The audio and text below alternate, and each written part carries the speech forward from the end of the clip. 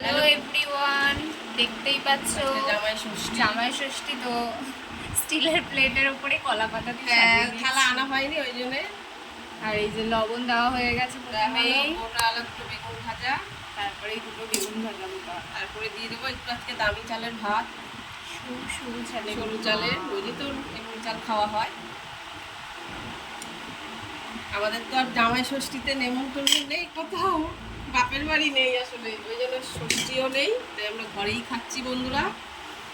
আর দিয়ে দেবো এর সাথে ডাল। কী কী মেনু হয়েছে তোমাদেরকে অবশ্যই বলি।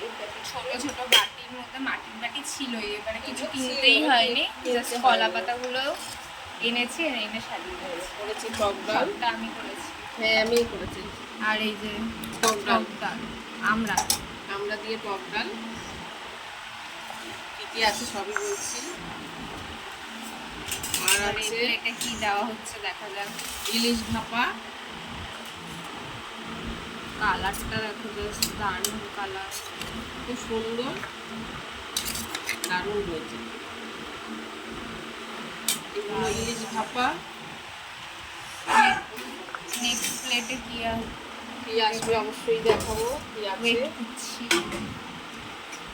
একদম হালকা পাতলা মেনু বন্ধুরা, বেশি ভারী মেনু হয়নি। চলে এসছে মটন, মটনটা তো দুর্দান্ত হয়েছে, ওটা আমি টেস্ট করে নিয়েছি, আমার টেস্ট হয়ে গেছে। মটনের পাতলা ঝোল খেতে কিন্তু দারুণ লাগে।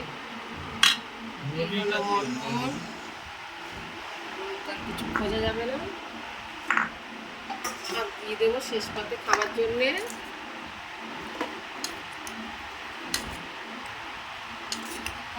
কি দেওয়া হচ্ছে শেষ এটা চাটনি, আমরা আর আম দিয়ে চাটনি।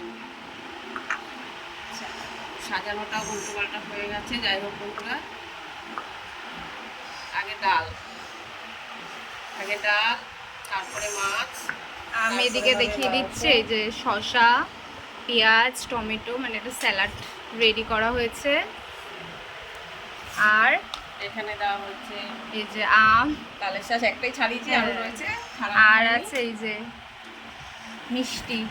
মিষ্টি না মানে সন্দেশ, সব রকম 5 রকমের 5টা সন্দেশগুলো দেখো দারুণ কিন্তু সন্দেশ। আর রয়েছে সাথে 1 গ্লাস শরবত।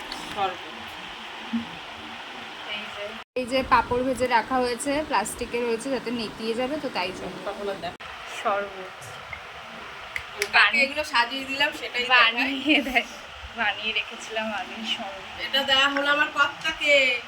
আর কিছু করনি আজকে? না, আজকে একদম হালকা পাতলা মেনু দেখিয়ে দিচ্ছি। কার কার এই মেনু পছন্দ হয়েছে আমাদেরকে অবশ্যই জানাবেন। আর জামাই আমাদের স্পেশাল টাটা।